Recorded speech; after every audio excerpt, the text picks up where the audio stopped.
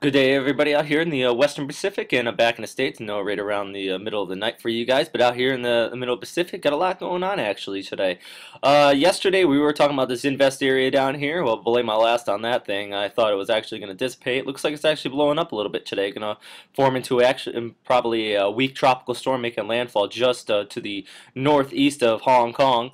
Moving up to the north, though, got the remnants of 10 whiskey moving over Honshu today, actually bringing a lot of precipitation to my local area right here on the Kanto Plain, just south of Tokyo, basically this overall area. I got a few pictures out of there I'll show you to you in a minute, just basically some storms moving over the area. Not too much flooding as originally expected, though, but actually got still some orographic lifting you can see right along the mountains here, so that flooding problem is still there, is possible. And moving out to the east here, got the this low pressure actually blowing up right here and down to about 980 millibars in the center of this low. It's actually rather large here. I'll drag the box up here and show it to you here in a second. Right, that's actually as far as the satellite picture here goes. But basically, it's showing this low. It developed very deep over the past 24 hours. So, first things first, though, let's go right down here to 11 Whiskey, just to the south of Taiwan, moving up to the northeast, and let's talk about this system.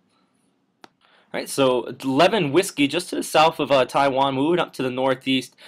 Still a lot of very good convection with the system. That was the one thing we were noticing yesterday, was there was a lot of upward vertical motion, a lot of positive vorticity in the midst of it, but it is getting sheared off a lot to the north due to an upper level low out here to the northeast, south of Okinawa. In fact, that thing's actually bringing some fair weather to you guys in Okinawa today, a little break from what we've been seeing the last couple weeks. This system right here, though, expected to follow the flow off to the northeast here, not gain too much strength, become a weak tropical storm, possibly bring even more rain, though, to the already rain-soaked China region here. They don't even need any more precipitation. If you have been following the news the last couple of months, basically, this whole entire area has just been soaked and soaked with rain yet again. So bad news overall for that area, but right along the coast here, especially Hong Kong, they'll be able to fare rather well with this system. Now here's the current warning from JTWC, displayed on a Google Earth here. The system is going to move rapidly or off to the north here over the next 24 to 48 hours. Not expecting too much intensification with it. Going to see right around 35 knots up to 45 knots right prior to landfall. So a weak tropical storm right prior to landfall off here to the northeast of Hong Kong. But already noted, not a really good situation for the already rain-soaked region around this area. Outside of that, though, not too much else going on with that system. Just something we're going to have to closely watch. This is the current webcam out of there. Kind of see some fog and nonsuch. Actually been there before. So Hong Kong, great town, but the infrastructure there is rather well compared to some of the other areas up here in China. So something we'll have to watch, though, as this system moves off to the northeast, but definitely not as intense as the past storms we've been seeing. Hey, moving back out to the entire Western Pacific here. Back to 10 Whiskey, actually moving over to Honshu today. Radar is currently showing a lot of precipitation, just moving over to the central part of the island. Like I already noted, though, not too big of a rain event. This system rapidly did weaken over the Korean Peninsula and then later on over Honshu. So by the time I actually made it to my location here in the Kanto Plain, precip hasn't been too intense, actually rather weak. Here, let's look at the radar real quick. I'll show you. Here's the current radar provided by JMA, the Japan Meteorological Agency. Basically showing most of the precipitation already over much of the island. Still left here in the Kanto Plain, though. Still got some precip. Some heavier bands, actually, just to the south of the Kanto Plain. I've lost a picture there.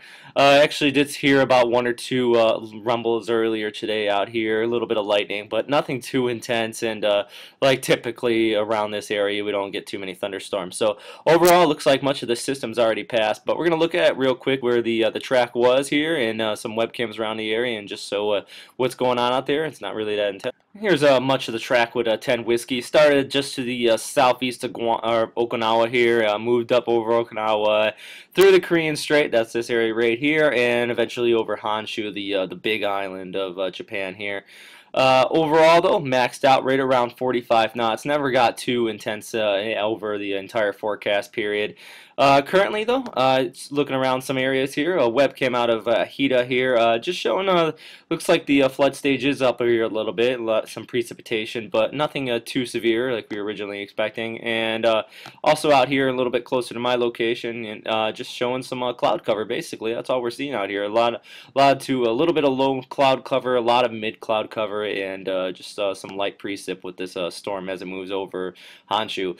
Past it today, though, this system is probably going to be moving off to the northeast here, get picked up by the westerlies, and become an extratropical low. So nothing really too severe with it. Just maybe might be some impacts to shipping traffic coming over from the states.